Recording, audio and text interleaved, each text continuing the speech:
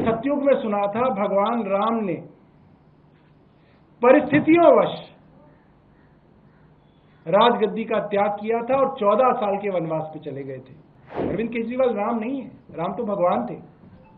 भगवान राम के भक्त हनुमान और हनुमान के भक्त अरविंद केजरीवाल जी हैं। वो तो राम से तुलना नहीं की जा सकती।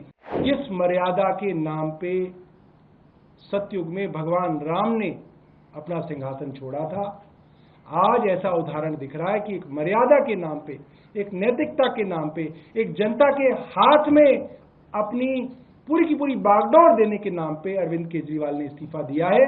अरविंद केजरीवाल जी ने कहा है, जनता वापस बिठाएगी तो इस कुर्सी पे बैठूंगा, वरना इस कुर्सी पे नहीं बैठूंगा। आज लोगों के मन में बहुत नाराजगी है कि एक ईमानदार आदमी के पीछे पूरी की पूरी केंद्र सरकार पड़ गई और उस बेचारे को जेल तक लेके गए।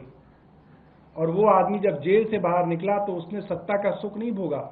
उसने कहा कि मैं अब जनता की अदालत में जाऊंगा, जब तक जनता नहीं कहेगी तब तक इस मुख्यमंत्री की कुर्सी पर नहीं बैठूंगा।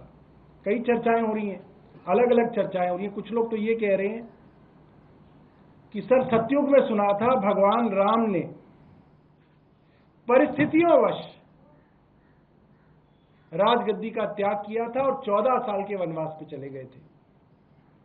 अयोध्या की सारी जनता रो रही थी, बिलख रही थी कि राम आप मत जाइए, आप इस सिंहासन पे बैठिए।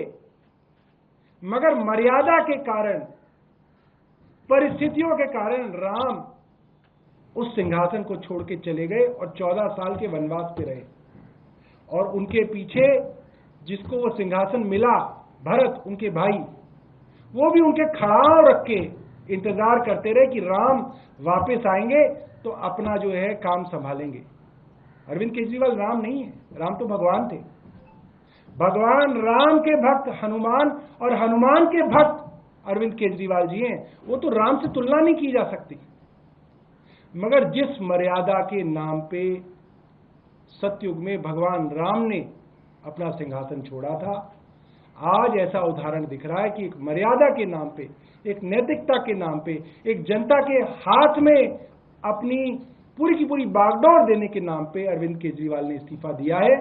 और अरविंद केजरीवाल जी ने कहा है, जनता वापस बिठाएगी तो इस कुर्सी पे बैठूंगा, वरना इस कुर्सी पे नहीं बैठूंगा। कल सीएम ने ये भी कहा था कि वो और मनीष दोनों में से कोई सीएम नहीं बनेंगे नेक्स्ट सीएम, लेकिन नेक्स्ट सीएम कौन होंगे इसको लेके बहुत चर्चा है। कम से कम इतना बता दीजिए, जो कैबिनेट में आप लोग हैं उन्हीं में से होंगे या कोई और नया चेहरा होगा? क्या कोई रणनीति बनाई गई है? मैं आपको बताऊं, आपको जितनी जानकारी है उतनी ही मुझे जानकारी है। आप जैसे कयास लगा सकते हैं, मैं भी वैसे ही कयास लगा सकता हूं।